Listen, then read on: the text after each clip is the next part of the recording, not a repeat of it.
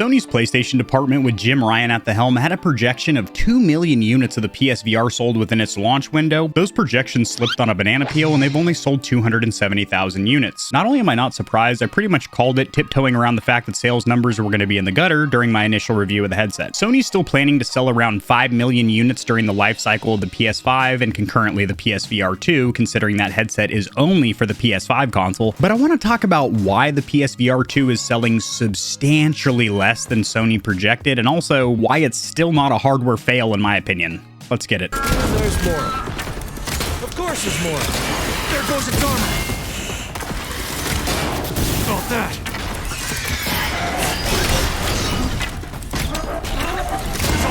Alrighty, Stallions and Stallionettes, welcome to the GamerHeaven. I'm your host, AK40 Kevin. Hopefully you're having a fantastic day. What are we talking about here today? The PSVR2 headset and how it's selling not very well. Sony had a projection of 2 million units. Whatever lenses they were projecting through were very smudged up as they only sold around 270,000 units. And another interesting piece of the puzzle, it was claimed that Sony had actually cut production in half of these units, but that was never substantiated and actually officially denied by Sony. They were pretty substantiated leaks that they did indeed cut production in half. That seems like a bit of a lie to the gaming community. Moving on from it. But I'm going to go ahead and crack the Da Vinci Code. Why did this headset sell substantially less than Sony had anticipated? It's going to be a three-parter for me, a three-piece and a biscuit, if you will. The first one is going to be the price of the headset. At $550 for the kit with everything you need to get up and running, or $600 for the Call of the Mountain bundle, plus you also need a PlayStation 5 console, $400 for the digital only, and $500 for the full regalia, the real console. There's a class action lawsuit against Sony for their ill practices in the PlayStation Network, the only place you can buy digital games. And since they sell a digital-only console, that's basically entrapping all of your customers to only buy digital games from a platform where titles are 30 to 60% more expensive than anywhere else, Best Buy, GameStop, etc. So we'll just say you need around $1,000 worth of gear, which in my opinion is only a drop in the bucket if you're going for a PC-centric setup where you need a mid to high-end PC, then you need external base station setup, then you need a good headset like a Valve Index or maybe HTC's latest offering. But for casual console players that this might be their first VR headset, and maybe it was a difficult pill to swallow even spending $500 for a current generation home console, then you basically double the price of admission to get in gaming with VR. That's definitely not cheap considering you can get yourself an Oculus Quest 2, a Meta Quest 2 now after the rebrand, for $300. Yes, it was $400 and then Facebook, Meta, slashed it back down to $300, which was the initial asking price of that wireless headset, which is a standalone, so it doesn't require a PC, a console, anything. It's completely wireless and has a built-in store. So the price is expensive considering this headset is aimed at casual console players. It only works on a PS5, as where $1,000 would be shrug off kind of acceptable money to throw around at a PC VR setup. So for the limitations of the available platforms, only being a PlayStation 5, $1,000 to get up and running with VR is expensive. That's reason number one. Reason number two, there was only one really substantial launch title, and that is going to be Horizon Call of the Mountain over here. I did make a short form video, which will be linked in the description below, where I talk about the fact that there was only about 42 playable titles at launch, and minus about 3 of those were all playable on previously existing headsets that are cheaper, like the Oculus Quest. Yes, there is Resident Evil Village VR. However, there's a ton of quality of life tweaks that should have been done to bring that game, to port it over from a console experience to VR, because navigating the menus and just trying to reach out and grab things in the environment, it doesn't let you, quite simply. The zombie killing action is fun, but when I'm trying to just get around the environment and dig through a menu, that's where it falls on its face. The Gran Turismo 7 VR port is absolutely sick. I have been getting into racing sims again. Actually, you can see over my shoulder, there is a racing sim wheel back there. Actually, you can barely see it 'cause it's pretty dark in here, but it's over there. And being able to put on a VR headset and then have force feedback with a wheel and a shifter and a clutch really does immerse you into feeling like you're on the track. But that is a very niche experience, and that leads me into the next factor, which is that this is a very niche headset. It has no PC support. It is wired and always going to be wired unless some third-party wireless kit comes out, and those always add a lot of extra weight to the headset. It is very likely that this headset never gets PC support, in which case, unless there is a price cut, kind of stings for people like myself that paid the full MSRP at launch, and then Sony decides, oh, well, nobody's buying this sucker, let's cut the price by 15-20%. That does sting a little bit if you're one of the early adopters that bought the headset at launch, just to have it drop in price substantially like 2 months later. That'd be stinky, and that might very well happen. And then the final issue, this is just kind of a little tack on or add on, is the fact that this is not a super comfortable headset in my opinion. I have seen a lot of other reviewers saying that this is a super comfortable headset, just dangles the goggle out in front of you, out of the way of your eyelashes and the bridge of your nose. It's the bee's knees and the mule's nips. However, a lot of those channels, that is the only headset that they have tested. There's no real point of reference there. It's like testing a car and being like, holy shit, this thing is so fast, it throws me in the seat, it pins the corners, it's got tons of traction, tons of grip, but you've only driven one vehicle. There's no comparison there. Between my Valve Index, my customized Oculus Quest 2, and my PSVR2, the PSVR2 is by a fair margin the least comfortable headset. It's not uncomfortable, it is the least comfortable because you have to make sacrifices to the already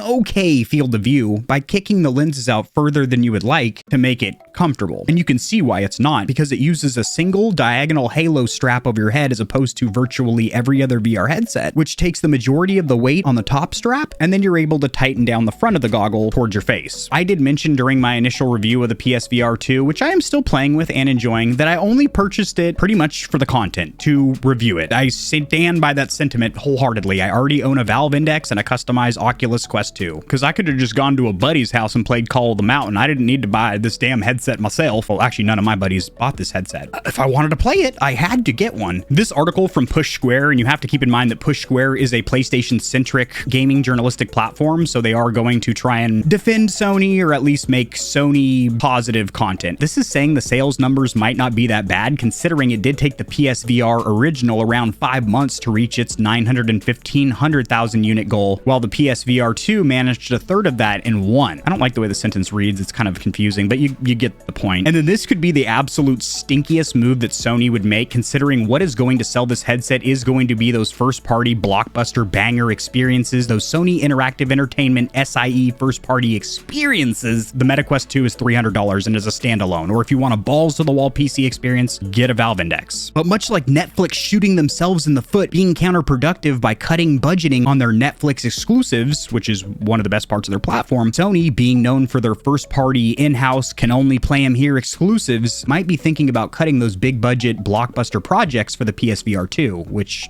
would be stupid. That's kind of the redeeming factor of this headset. So that's not an answer to your solution, Sony. Oh, well, they're not buying the PSVR 2. Instead of slashing the price or adding PC compatibility through a patch or update, let's go ahead and cut the games that we had in development, because that's what's actually going to sell the headset. And I said I was going to explain why this isn't a hardware fail, much like a lot of Valve's hardware, not so much the Steam Deck, because that's doing phenomenally, but all of their other hardware. We'll take the Valve Index, for example, doesn't sell mass quantities, huge volume or anything like that, but there is a big cult following of people that do enjoy it, fans of the hardware. And that's where I'm going with this whole thing. If you purchase this PSVR 2 and you're having a blast with it, maybe it's your introduction into VR, that is all that's important. If this is your entry into VR, it's not a bad headset by any means. Just because I mentioned it's not very comfortable for me, that's just my weird shape and head. And it does do some really cool stuff. For example, the haptic feedback and adaptive triggers and the controllers. The screen looks beautiful. It's OLED and doesn't have that weird glare that the Index has. The haptic vibration on the goggles is really cool, and yes, you can turn that off. And the one exclusive first-party launch title, yeah, I know there's like technically 3, but we're just talking about Call of the Mountain here, is a really fun experience, and I had a blast playing it. So as long as you don't have buyer's remorse and you're having a good time with this headset, it's not a hardware fail by any means. You're enjoying it. I'm enjoying mine. Sony's not really enjoying watching the numbers. And the final reason that this headset isn't selling phenomenally is the fact that VR is still a niche type of gaming, just like cloud gaming, just like mobile gaming. Some people do it, but it's generally not the norm. Generally, PC and console is what we do around here. And yes, I know mobile gaming is huge. You got your bored housewives on level 600 of Candy Crush and whatnot, swiping away with the little rubber caps on their fingers so they don't get chafing on their screen and whatnot. If you're watching this video, you probably have a console or PC, and chances are you probably don't own a PSVR 2 and probably aren't even considering buying one. Case in point right there, the PSVR 2 is not selling too well. Drop in the comment section your opinion of the PSVR 2 and VR as a whole, and I'll see you Stallions and Stallionettes tomorrow.